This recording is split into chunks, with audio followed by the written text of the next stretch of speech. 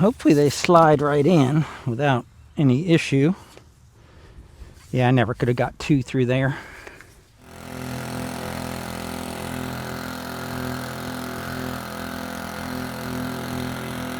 I've been out here working for 3 days on this project, and it's been very rewarding. We've got water now all the way on the north side of our property, over here for the cows, over here for the orchard, and we also put in an air line for our Air Max aerator down into the pond and got the aerators situated. We still have to get them out further into the pond, but the job ain't done until you clean up your mess. And I've got a mess to clean up here. A lot of it I can do with a tractor, but some of it requires just some good old-fashioned shovel work. But before we get to filling in that trench, I want to get these air lines, which are just stretched out here. They're 100-foot long, and I don't need 100 foot to where they'll be in the aerators, or the diffusers will be out in the middle of the pond. So I'll shorten them later, but for now, I've got the line protected out to where that dirt fill is, and I want to protect it all the way to the water. So I'm going to dig a small trench, and I'm going to use a piece of line that I got caught in the trencher to protect those lines. Now I was just going to leave this like this, fill in this trench with clay, and then pack it and just let these lines be above ground here, but I want to protect them from the UV rays so they last longer. And also, I don't think I'll ever mow down here, but in the event that I do, these will be buried underground and they'll be put inside of this thin wall, and that'll just protect them a little bit more. But I put a piece of conduit in here, and it ends somewhere here, so I got to find, oh, there it is right there. Okay, good. And I'm just going to butt this up against that piece of conduit. I'm not worried about having a watertight or an airtight seal. Okay, well, I found that easy enough. Now I just have to dig down to the water line. I had good intentions, but this is so ridiculously hard and packed from the vibratory roller when I rebuilt the pond a few months ago that it'll take me all my time and all my energy to get that trench all the way down to the water. So I'm just going to cut this air line here, and that way I can shorten it if I need to, and put a splice in it. Then I'll run that tubing. I got another piece of that tubing that was destroyed, and put one of these lines in each one of those tubings and call it a day. That'll protect it enough. Cut those air lines right there. There's no going back now. Put in the barbed unions or couplers. Make sure I have my hose clamps on there. And then run them through the conduit. Now hopefully they slide right in without any issue. Yeah, I never could have got 2 through there. This rubber line's super hot. Fasten them together without getting dirt in them. That's all hooked up and laying in there nice.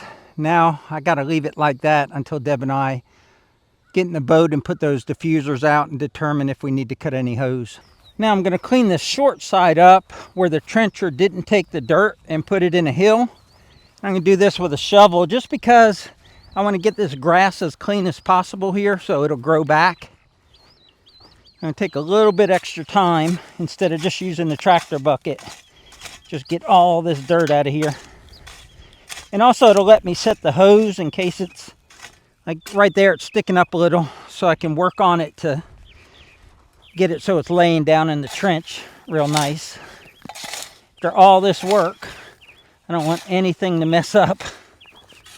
I'll just hold that hose down. That way I get to place it in the trench rather than it getting pushed to one side or the other by the dirt. I've been doing a lot of handwork on this trench, and you may be wondering why, since we own a lot of equipment out here, specifically a tractor with a bucket that could back drag this dirt in there. And that's because I want the bottom of the trench to be packed. And with the PVC pipe down there, if it's loose around it and then you pack like all this dirt at once on top of it, you'll never get it packed all the way down. So you only get one chance to pack the bottom, and that's when the first few shovelfuls of dirt go in. So I've been going down the one side, the short side from the trencher, and putting all that in by shovel. But I've been coming down the other side and just kind of scraping in like a third of it or so, and then using the handle of the shovel to pack it in and push it down around that PVC pipe. Well, after about probably 10,000 up and downs with the shovel, my right shoulder and my right arm are worn out, and I can't use my left shoulder. It's just ate up with arthritis. So I'm worn out from doing it. So I just did this patch here, but there's a little bit that I haven't done. And I'm just gonna let water and gravity kind of take that loose soil down there and pack around that pipe, because this water will find every nook and cranny through this loose soil, because this right here is real sandy, and it'll just go down around that pipe and bring the dirt with it. I'm trying not to get that big pile of dirt wet right there, because I do want to backblade that with the tractor and then run the tractor tires over it to pack it from the top, and then try and scrape up a little more and have like a little hill there of dirt, and then get my vibration packer and run that over top and take like an inch or two of dirt and just really push it down into the trench. And the reason I'm doing that is because if you don't pack it properly, a year or two from now, you'll have a 4-inch trench here. Another thing it's doing by doing it by hand is it's saving this bahia grass that's here. So this trench was cut pretty precise by that trencher, and if I use the shovel right next to the trench, I can take all that dirt, put it in the trench, and then it uncovers the grass. See where the grass was a little bit yellow there, but now that I've uncovered it and cleaned that out real good, that grass will grow back, and then it's just got to repair itself across that 6-inch trench. If I did all that with the tractor, it's likely that I'd scrape a lot of the grass off. Let me show you how clean you can get it and get all the dirt out of that grass. This really contrasts well with that red clay, but that's where I stopped shoveling. But I got that amount to do up to the red barn, and then I've done about a third of this, so I just got to go from the middle of your screen down to that. Back at it. I had a knock off yesterday at 4 p.m. after 6 hours of shoveling, because I was starting to feel the effects of heat stroke, and so I decided that caution was better. Let me live for another day, and we're going to get back at it and get this job done. Well, that is the bulk of the shovel work that I have to do today. There's going to be a little bit more throughout the day, but I got that knocked in there, and that's ready for packing, but I can't do the shovel handle packing today. So I'm going to get the IBC tote and the 1-inch pacer pump and go in here and put a lot of water in this trench before I take the tractor and backfill. But this will be the last hydrant that I have to pack in by hand. I packed the other 2 in last night off camera, but I'll get this packed in up to the T, and then we can start switching to machines. This water thing is going real good. I was able to do 100 feet there with the hose, and should easily be able to do the rest with my IBC tote set up here.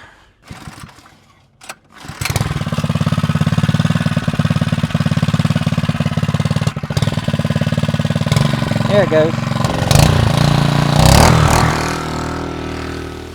This is so easy, but with that IBC tote set up and being able to take water anywhere, it's kind of a no-brainer. It's like, why wouldn't you do it?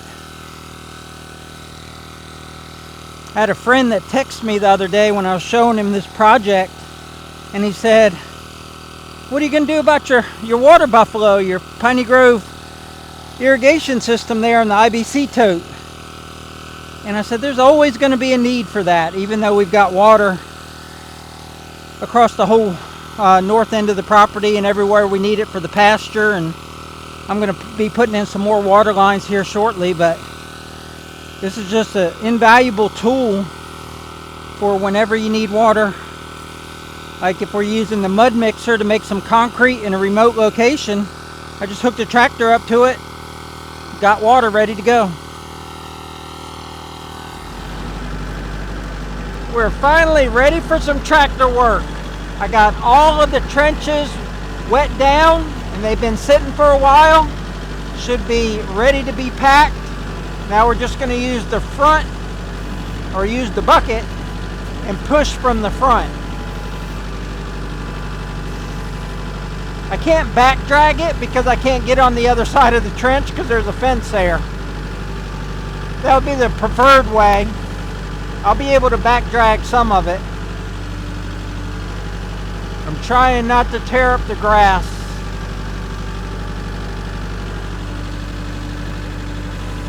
Right to the edge of the trench and stop. Now, a lot of people will watch this, or a lot of people will tell you that this will destroy your tractor. It absolutely will not. We're pushing light dirt here. We know there's no stumps in there. There's no big rocks. And it's the only way you can really clean that grass of the dirt. You could take your bucket and tilt it like you were scooping it, but then it's going to make it hard to not push it past the trench because you don't know where the end of your bucket is. So as I push that down to where it's barely above the dirt, doesn't cut the grass, I can watch and I know exactly where the dirt is because I can look at the side of my bucket and I won't push it past the trench. So the biggest recommendation whenever I post a video showing me doing it like I was just doing it, they'll tell you, put your bucket flat like that, get your bucket full and then push. Well, if I do that, I can't see where my dirt is at all. And Kubota has phenomenal hydraulics. They're really, really smooth. It's uneven ground, but I got the right side of the bucket. I can see right through here. Barely pushing the grass over. And then if I watch that side that's most in contact with the ground, I can see where the trench is, and then I stop. And once I get to flat ground, it's going to come out perfect. Right now it's uneven ground. And the reason this matters is you want that grass not to be damaged on either side of the trench so that it repairs itself where the trench is. And if you scrape all the grass off, it'll have several feet it'll have to repair itself instead of a couple inches. And I don't mind that it's mounded up because I'll put a little grass seed on that and then I'll run the plate compactor over it and that should level everything out. And if it's not enough dirt, I'll go get some more dirt. I've got some fill dirt. And if I push it too far, I can always pull it back. Like if I push it too far over the trench, I can always pull it back. Like that. Just have a mound up over where the trench was.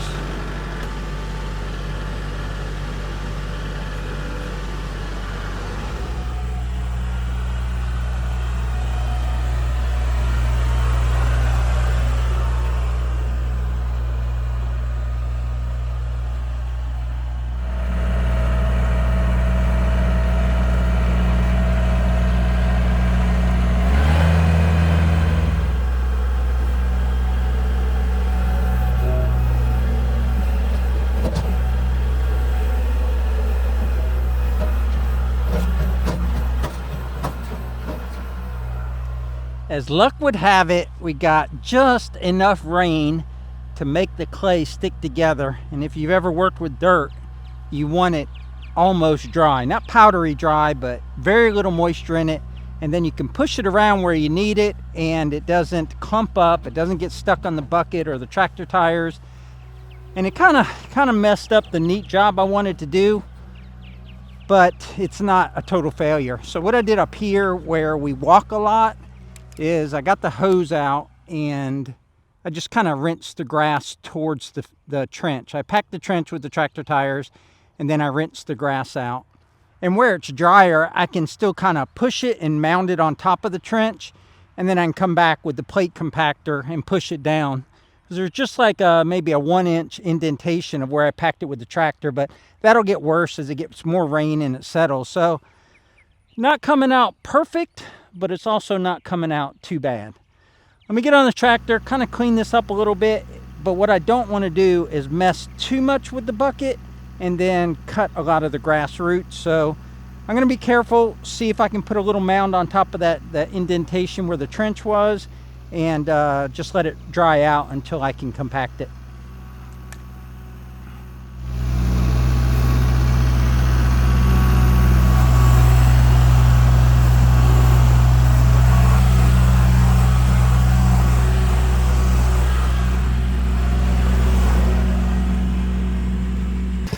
You would think filling in the trench would be the easiest part of this project, but it actually was the hardest. I had so many challenges just putting dirt back in the trench and packing it, but we're at our last step. I'm just going to run this plate compactor over it and call it a day. That'll do it for today's video, folks. We'll catch you on the next one.